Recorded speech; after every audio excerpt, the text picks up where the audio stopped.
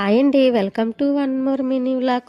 అప్పుడే చలికాలం స్టార్ట్ అయిపోయింది. వింటర్ కష్టాలు మొదలయ్యాయి. చల్లనివి తినలేకపోతున్నాం, తాగలేకపోతున్నాం, ట్యాప్ వాటర్తో అంట్లు కడగలేకపోతున్నాం.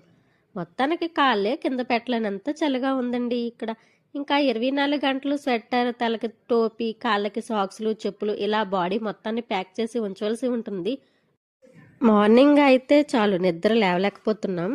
పెద్దదాన్ని నేనే మార్నింగ్ లేవలేకపోతే చిన్నపిల్లలు ఎలా నిద్ర లేస్తారండి?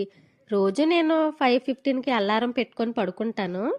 మార్నింగ్ అలారం మోగగానే నిద్ర లేచిన వెంటనే ఫోన్లో నెట్ ఆన్ చేసి స్కూల్ మెసేజ్లు ఏమైనా వచ్చాయో లేదో చెక్ చేసుకుంటాను. నేను లేచానా లేదా అని నా వాట్సాప్ చూసి మా బావ నిర్ధారించుకుంటారు. దేవి లేచింది, లంచ్ బాక్సులు రెడీ చేస్తుందని. కానీ ఈరోజు మా బావకి టెన్షన్ స్టార్ట్ అయిందండి. ఎందుకంటే డైలీ సేమ్ టైంకి నేను వాట్సాప్ చెక్ చేస్తే నేను నెట్ ఆన్ చేయలేదు. అయ్యో దేవి లేవలేదు, ఏమైందని కంగారు పడి 6కి కాల్ చేశారు. ఏమైంది, ఎందుకు నిద్ర లేవలేదని అడిగారు. నేను పిల్లలో బాగానే ఉన్నాం, అలారం మోగితే కట్టేసి పడుకుని పోయాను, నాకు కొంచెం ఒంట్లో బాగాలేదని చెప్పాను.